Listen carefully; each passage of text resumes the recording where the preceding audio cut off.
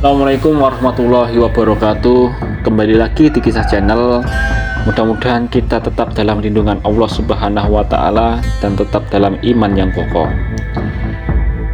Nyai Ageng Ternate adalah seorang janda kaya raya di Gresik. Kebetulan janda itu tidak mempunyai anak, maka bayi yang ditemukan anak buahnya diangkat sebagai anaknya.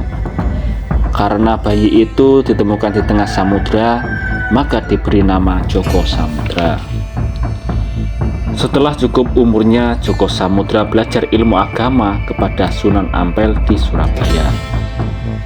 Sejak kecil, Joko Samudra sudah mempunyai karomah. Kalau dia hendak berangkat ke Surabaya, dia berdoa di tepi pantai Gresik. Tiba-tiba saja pantai Surabaya mendekat ke arah daratan Gresik. Begitu kakinya melangkah, sampailah dia di daratan Surabaya. Agaknya Joko Samudra telah mewarisi karomah ayahnya yang bernama Syekh Maulana Ishaq, yang mampu berpindah tempat dari Gunung Gresik ke Blambangan dalam tempo kurang dari sehari. Sunan Ampel merasa kasihan melihat Joko Samudra setiap hari berangkat dari Gresik ke Surabaya. Maka dia suruh mondok di pesantren Ampel Denta. Di Ampel Denta, Joko Samudra dapat bergaul dengan siapa saja dengan luasnya. Dia bersahabat akrab dengan putra Sunan Ampel yang bernama Raden Mahdum Ibrahim. Kemana mereka pergi selalu tampak berdua. Pada suatu malam, Sunan Ampel hendak bersolat tahajud. Sebelum mengambil air wudhu, beliau sempat menengok ke asrama tempat tidur para santri.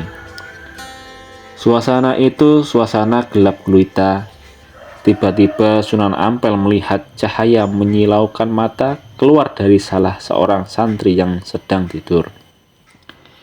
Sunan Ampel tidak tahu siapa santri itu, maka diberinya tanda berupa ikatan kecil pada sarung yang dikenakan santri itu. Esok harinya, sesudah sholat subuh, Sunan Ampel mengumpulkan para santrinya.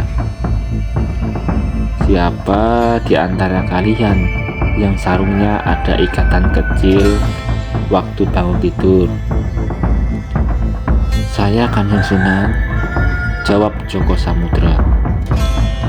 Dari jawaban itu, tahulah Sunan Ampel bahwa Joko Samudra bukan orang sembarangan. Pada suatu hari, Sunan Ampel mengajak Joko Samudra menemui Nyi Ageng Ternate di Gresik. Sebagaimana para wali lainnya, Sunan Ampel juga mempunyai karomah.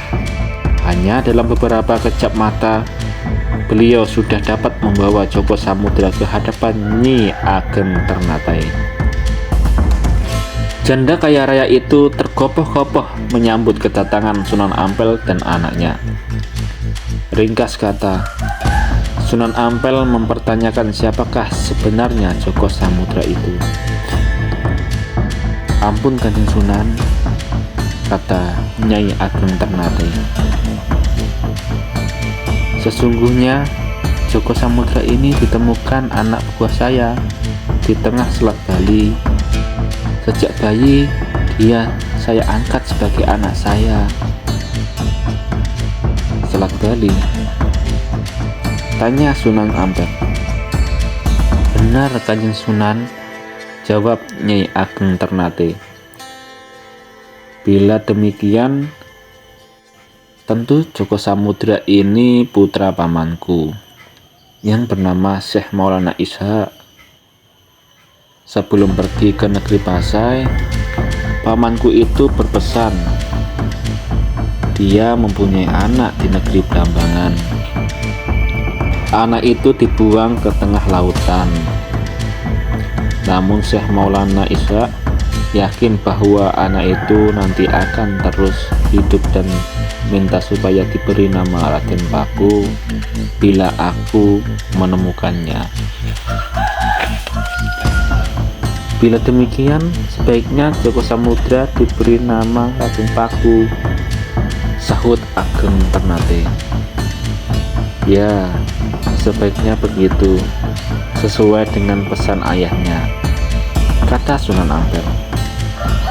Begitulah sejak saat terbongkarnya asal-usul Joko Samudra, maka dia kemudian dinamakan Raden Paku supaya menjadi pakunya agama Islam di tanah Jawa.